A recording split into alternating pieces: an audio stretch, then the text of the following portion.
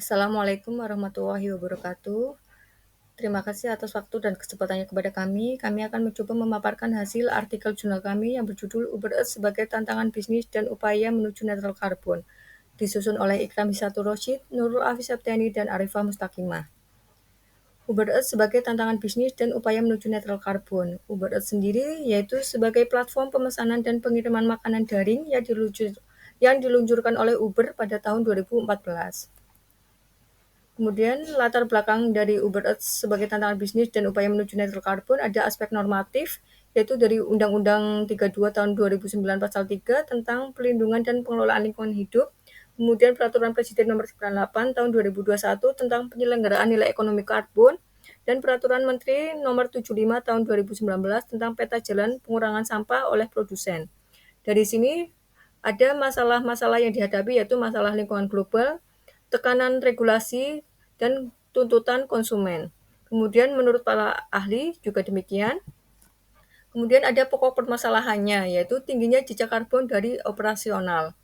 Dilihat dari data berikut, ada kendaraan pribadi di Indonesia tahun 2010 sampai tahun 2021 dari tahun ke tahun yaitu mengalami peningkatan. Kemudian rumusan masalah. Yang pertama yaitu bagaimana Uber Earth dapat mengganti kemasan plastik dengan alternatif ramah lingkungan. Kemudian yang kedua, apa saja tantangan utama yang dihadapi Uber Earth dalam implementasi penggunaan kemasan ramah lingkungan. Kemudian yang ketiga, bagaimana strategi yang efektif untuk mengurangi emisi karbon dari operasional pengiriman. Tujuan penelitian ini yaitu menganalisis dampak penggunaan kemasan ramah lingkungan terhadap operasional Uber Earth. Kemudian selanjutnya yaitu mengidentifikasi tantangan dan hambatan dalam penerapan kebijakan keberlanjutan. Yang ketiga yaitu mengidentifikasi kebijakan dan regulasi yang mempengaruhi praktik berkelanjutan Uber Earth. Metode penelitian ini yaitu dengan metode pendekatan, yaitu dengan pendekatan kualitatif. Kemudian sumber datanya itu diambil dari artikel, jurnal ilmiah, dan laporan terkait dengan kata kunci netral karbon dan kendaraan listrik.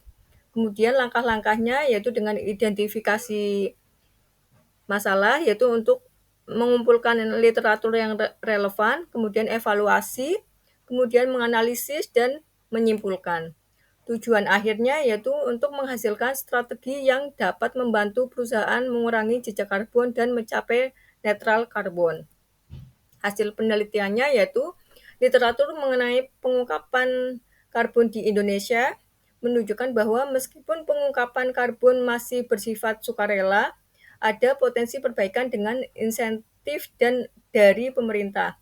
Kendaraan listrik menjadi solusi utama untuk mengurangi emisi karbon di sektor transportasi.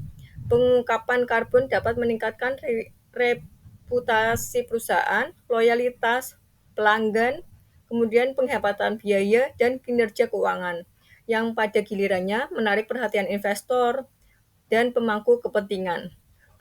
Dukungan dari pemerintah dan industri diperlukan untuk mempercepat adopsi kebijakan ini. Kemudian tantangan bisnis Uber sendiri yaitu ada tantangan yang pertama emisi karbon, yang kedua yaitu perubahan perilaku konsumen, kemudian yang ketiga ada regulasi lingkungan. Kemudian langkah-langkah Uber mengurangi jejak karbon yaitu dengan pengadaan kendaraan listrik. Kemudian yang kedua yaitu pengurangan limbah makanan. Kemudian yang ketiga sertifikasi lingkungan. Kemudian yang keempat keterlibatan dengan mitra. Nah, penggunaan kendaraan listrik untuk pengiriman tujuannya itu efisiensi energi, mengurangi emisi, dan selanjutnya dukungan lingkungan. Inisiatif pengurangan limbah makanan yaitu dengan kemasan ramah lingkungan. Kemudian yang kedua program donasi makanan. Kemudian yang ketiga dengan edukasi pengguna. Keterlibatan mitra bisnis dalam upaya netral karbon yaitu program edukasi. Kemudian yang kedua dengan insentif yaitu pemberian insentif kepada mitra. Kemudian yang ketiga dengan kerjasama.